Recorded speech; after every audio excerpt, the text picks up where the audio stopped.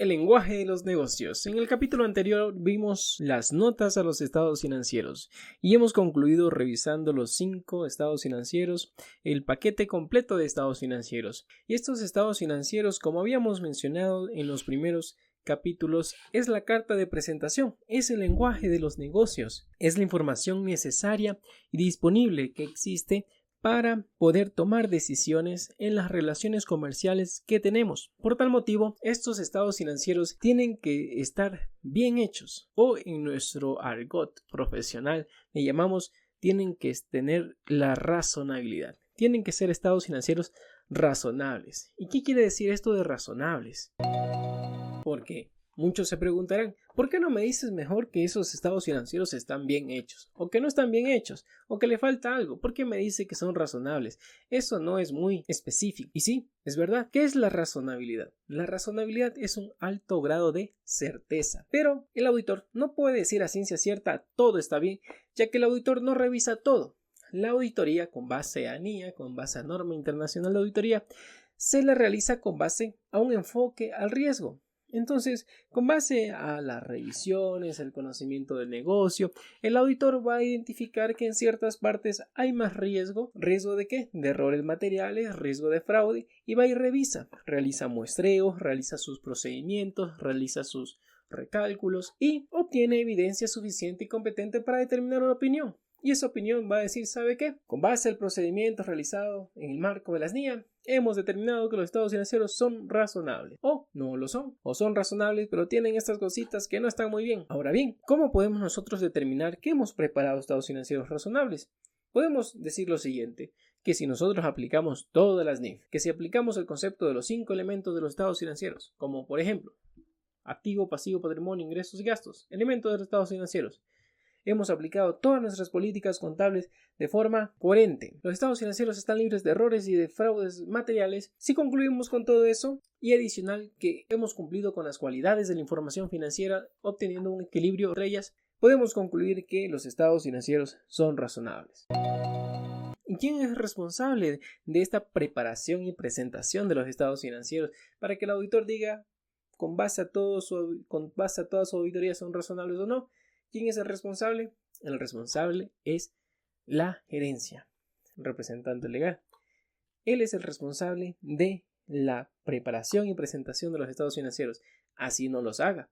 ¿Sí? ¿Por qué? Quien los hace, quien los prepara es el contador. Pero el responsable es el gerente, la administración, que tiene como responsabilidad conjunta también el contador. ¿Sí? Eso es lo que menciona la norma internacional de auditoría y las normas internacionales de contabilidad, NIF.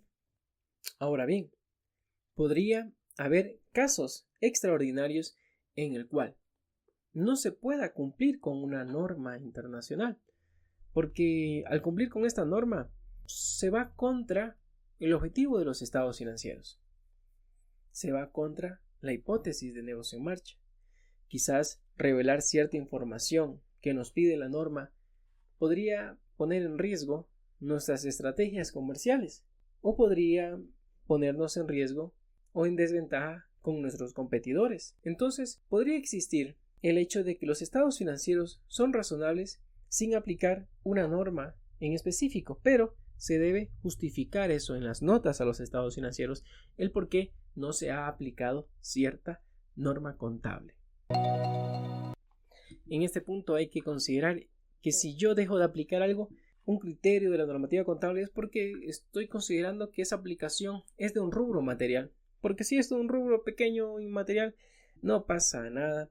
Si es un valor, por ejemplo, tengo allí un activo intangible que me costó hace 10 años $1,000 y no quiero aplicar ya la amortización, o no quiero darlo de baja, o lo doy de baja y estoy incumpliendo con la normativa contable, no pasa nada. ¿Por qué?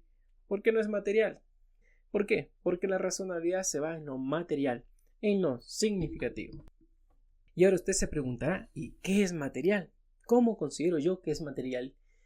Hemos hablado anteriormente sobre este concepto de la materialidad y en este capítulo lo vamos a extender un poco. ¿Qué es material? ¿Qué es materialidad?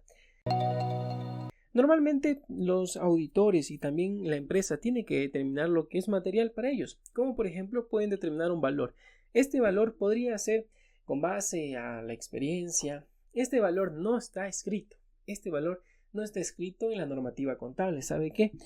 Escoja un 5, 8, un 10% de las ventas o de los activos y considere eso material. No está escrito.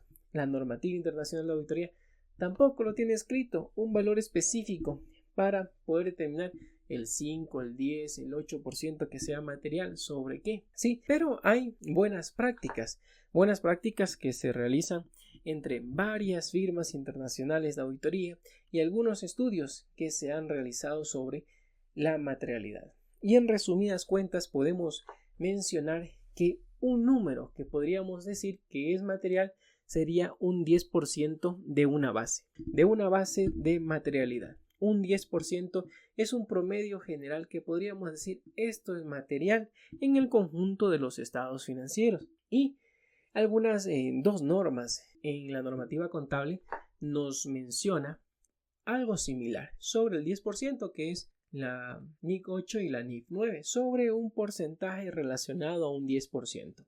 Y hay ciertos estudios que mencionan también un 10%, aunque va a depender de algunas circunstancias y va a depender también en la parte de auditoría de la metodología de auditoría que tenga cada firma auditora. Ahora bien, ¿cómo podemos nosotros determinar la base de esa materialidad? Y va a depender del giro del negocio, va a depender de la madurez de la empresa. Por ejemplo, en la normativa contable decimos que algo es material cuando si toma una decisión y por la carencia de información esa decisión es cambiada, eso es material. Algo es material cuando ese valor hace cambiar la toma de decisiones de los usuarios de los estados financieros o del principal o principales usuarios de los estados financieros. Como por ejemplo, si hay un valor, por ejemplo, de cartera y usted por estimar demasiado deterioro de cartera o por estimar poco deterioro de cartera, por esa estimación de más o de menos, ese valor que dejó de ajustar o ajustó de más, eso hace cambiar la toma de decisiones de un usuario de los estados financieros, allí se vuelve material. ¿Sí? Entonces, ¿cómo podemos determinar eso? Sí, principalmente vamos a decir, ¿cuál es el principal usuario de los estados financieros? El dueño, ¿sí? Sus accionistas o sus socios de la empresa. Listo, check. Ese es su principal usuario de los estados financieros, el dueño. ¿Qué le interesa al dueño en la empresa? ¿Sí? Si es una empresa nueva, ¿cuál es el principal interés de los dueños? Quizás ganar cuota de mercado, quizás enfocarse en los ingresos de vender más. Cuando es una empresa nueva, los dueños no están enfocados en su utilidad bruta, en su EBIT, en su EBITDA, en su resultado del ejercicio. ¿Por qué? Porque sabe que todo lo que se va a ir ganando se va a reinvertir, porque el principal objetivo al inicio de una empresa es introducirse al mercado y ganar cuota de mercado. Entonces, si estos accionistas tienen una empresa nueva, se van a enfocar en sus ingresos. Pero en cambio, si esta empresa ya tiene unos 10 años o unos 15 años, el tiempo que los inversionistas, socios accionistas determinen que ya quieren tener un retorno de su inversión, allí sí, esa empresa podría considerar como base de materialidad la utilidad líquida o la utilidad del EBIT o el EBITDA cuando es una empresa que ya tiene su trayectoria. Pero ¿qué pasa cuando es una empresa que está en liquidación? Es una empresa que ya no da más, que lo que tiene de importante son sus activos, sus propiedades. Entonces, ¿cuál sería su principal foco de atención? Son sus activos. ¿Por qué? Porque ya no va a estar vendiendo. Sus activos es lo que tiene y eso es su principal foco de atención. Entonces, esos sus principales usuarios, socios o accionistas se van a enfocar en sus activos. Entonces, de allí van a sacar el porcentaje que podría ser un 10% y a eso se le considera material. Ahora, ¿qué pasa si es una fundación? Y esa fundación depende de un presupuesto que tiene que distribuirlo. ¿Y dónde está esa distribución? Están en sus costos y gastos. Entonces, sus principales usuarios, quizás que son los financistas o los que fondean esa fundación, se van a enfocar ¿en dónde? En la distribución de su presupuesto, que están en sus gastos. Entonces, la base de su materialidad probablemente serán sus gastos. De igual manera, ¿qué pasa si es una empresa que está en liquidación? ¿Qué pasa si una empresa está en liquidación? los principales usuarios quizás se enfoquen en su patrimonio, porque es el remanente entre activos y pasivos. Podría ser el patrimonio también una base de materialidad. Y la materialidad, como pueden ver, hemos tratado de determinarla con un valor cuantitativo.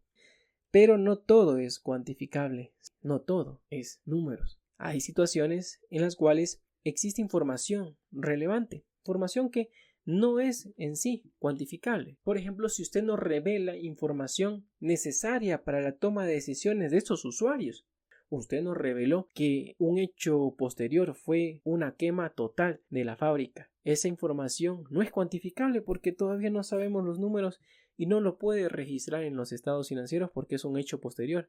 Pero si usted deja de notificar eso en las notas a los estados financieros, es información que no es cuantificable pero es relevante y usted necesita revelar esa información para la toma correcta de decisiones.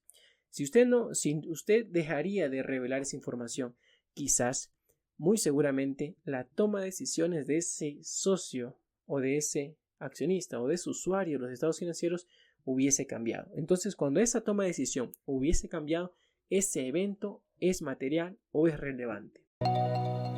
Entonces, allí podemos determinar de que hay información cuantitativa que es material e información cualitativa que es relevante, y si esta información tiene efectos que hagan cambiar la toma de decisiones de estos usuarios de los estados financieros, allí se lo considera que tiene importancia relativa. La importancia relativa es un concepto amplio en donde dentro de esta tenemos a la materialidad y a la relevancia. Espero que este capítulo te haya gustado, que te haya llamado la atención y decir, esto es interesante. El tema de que los estados financieros cuándo son razonables y cuándo no son razonables. Y también hablamos sobre el tema de la importancia relativa, bien sea cuándo es material y cuándo es relevante. Ok, con este capítulo vamos a concluir nuestro episodio de estados financieros. Vimos los 4 estados financieros, las notas de los estados financieros y la razonabilidad de los estados financieros. Estamos terminando un episodio de varios capítulos y vamos a entrar a otros episodios que seguramente te van a agradar, pero para eso necesito tu ayuda. Necesito que me dejes tu valoración, bien sea en iTunes, bien sea en Spotify, suscribirte al canal de YouTube, dejarme tus comentarios y compartir este podcast del lenguaje de los negocios a tus colegas, amigos que necesiten saber este conocimiento, así sea para conocimiento general de los negocios, es importante saberlo. Así que, como siempre, muchas gracias por estar aquí, muchas gracias por tu presencia, por tu tiempo y nos vemos. Bye bye.